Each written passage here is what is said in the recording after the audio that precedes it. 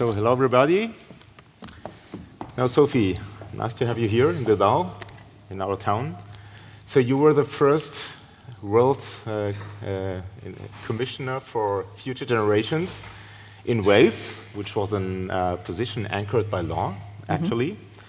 And there's an initiative that incorporates long-term view and long-term planning into day-to-day decision-making. What do you think, what do we need to make these initiatives to scale them up and to become them really widespread? So, yeah, Wales was the first country in the world to legislate to protect the interests of future generations. So back in 2015, we passed something called the Wellbeing of Future Generations Act. And I like it for two reasons. One, it focuses on well-being, and actually within the Act, it's got that sort of broader concept of well-being beyond GDP and so on. And then it's about future generations, and it really seeks to address what I think is the elephant in the room of many of the things that Charles has outlined in terms of these big challenges that are facing us. The fact that generally, short-termism is endemic in the way that we do government, governance, policy, and throughout all of our institutions. So really this law in Wales, it puts a statutory duty on our public authorities, so from our national government down to our local government and everything in between, to demonstrate how when they're taking decisions, they're seeking to meet today's needs without compromising the ability of future generations to meet their own needs. Now, as I said, that was back in 2015. Wales is a tiny nation of just over 3 million people, but have done something internationally groundbreaking, and others are looking to follow suit. And I suppose the good timing for this event, because just 2 weeks ago, the United Nations passed a declaration on future generations, committing the rest of the world, actually, to demonstrate how they are going to put in place mechanisms which will do similar things. Now, whether some countries legislate or they might take different approaches remains to be seen. There's some big challenges there, I think, because when you place duties on governments to think to the long term or to show how they're doing that, sometimes that can be performative rather than transformative. And what I mean by that is you can get people setting up foresight units that churn out a load of reports to add to the other list of reports that nobody reads, or you can think we've ticked a box here and we've considered some long-term trends, so our job is done. So there's a real opportunity with this UN declaration, but I think it's about innovation, creativity. It's about understanding why we have to think long-term, what results it can produce, and Bilbao, of course, is a really good example of the results that long-term thinking can produce, and how we go about embedding that in a transformative way. Yeah, no, amazing, thank you. As I know, at the recent UN summit for the future, you and colleagues and the Commissioner Derek Walker, you managed to get the declaration of future generations signed to safeguard for the needs and the future well-being of these generations. This is actually a real milestone, no, in getting these things to global movement and upscale it. What do we need actually to take advantage of this, no? If we want to make this declaration effective also for cities in advancing in this direction, what do you think? Well, I mean, long-term thinking needs to be embedded at all levels. It's easier if all parts of the system are trying to think and act in the long term.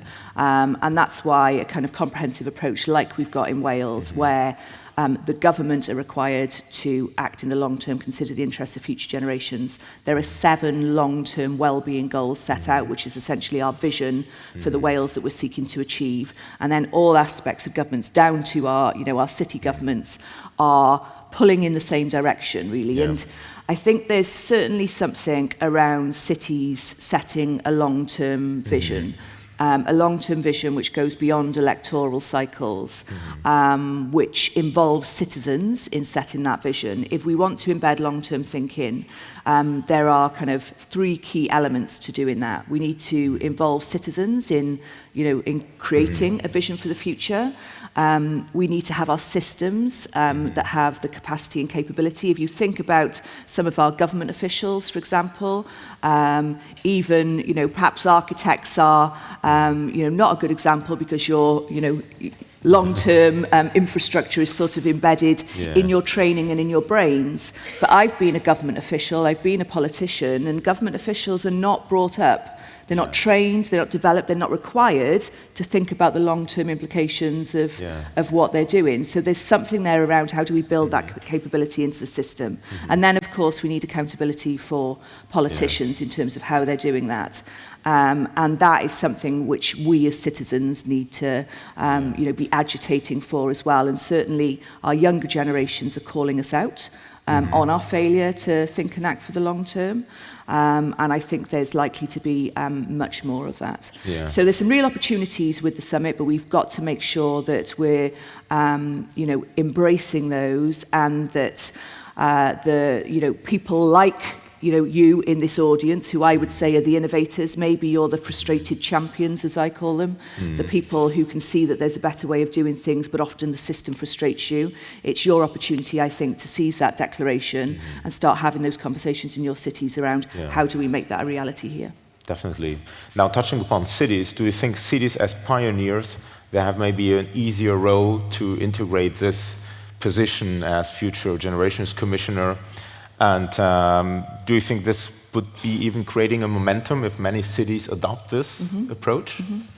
Well, I mean, I think cities are a perfect place to kick this off. If you think about what cities are responsible for, it's a vast array of the things that actually impact on people's everyday lives and impact on the sort of future that that people will live. So there are cities who are starting to think about having a Future Generations Commissioner or a version of a Future Generations framework. Oxford in the UK, Leuven in Belgium is another one. There are also cities doing some really interesting, innovative things. So one of the suburbs in San Jose in Costa Rica has given citizenship to bees, for example. And there's a whole other debate there, isn't there? We're talking about the interests of future generations, those people who are yet to be born, but actually that's also intrinsically linked to, to the sorts of policies and initiatives that we have for